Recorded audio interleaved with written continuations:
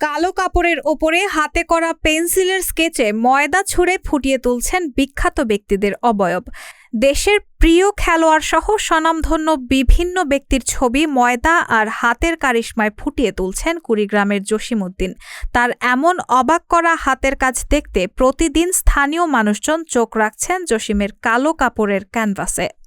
প্রাতিষ্ঠানিক শিক্ষা ছাড়াই বিখ্যাতদের ছবি এঁকে সাড়া ফেলেছেন কুড়িগ্রামের রৌমারীর ব্রহ্মপুত্রের প্রত্যন্ত চরাঞ্চলের সমিল মিস্ত্রি জসিমউদ্দিন।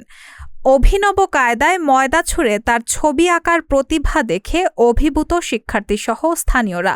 তারা বলছেন, উপযুক্ত পৃষ্ঠপোষকতা পেলে দরিদ্র পরিবারে বেড়ে ওঠা জসিমউদ্দিন হয়ে উঠতে পারেন একজন বড় মাপের চিত্রশিল্পী।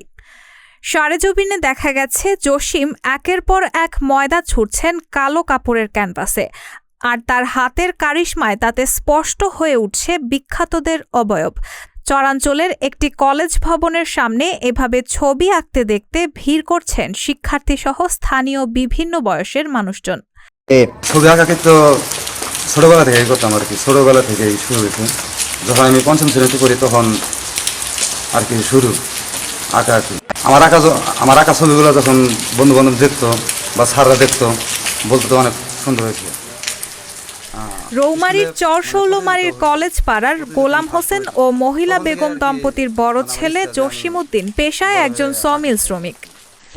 সমিলে অন্য শ্রমিকদের সঙ্গে গাছ কাটার ফাঁকে ফাঁকে তিনি ছবি আঁকেন। প্রথমে তিনি কাঠের ফ্রেমে লাগানো কালো কাপড়ে বিখ্যাতদের স্কেচ তৈরি করেন।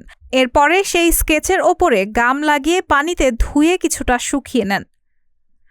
তারপর কালো কাপড়ের সেই স্কেচে ময়দা ছুঁড়ে দিয়েই ফুটিয়ে তোলেন তার স্পষ্ট ছবি। এভাবেই স্থানীয় কলেজ ও বিদ্যালয়ের দেয়ালে এঁকেছেন কবি নজরুল, রবীন্দ্রনাথ, মেসি, সাকিব আল হাসান সহ দেশ ও সারা বিশ্বের নামকরা ব্যক্তিদের ছবি। রায়হানা মুন, সবার কথা।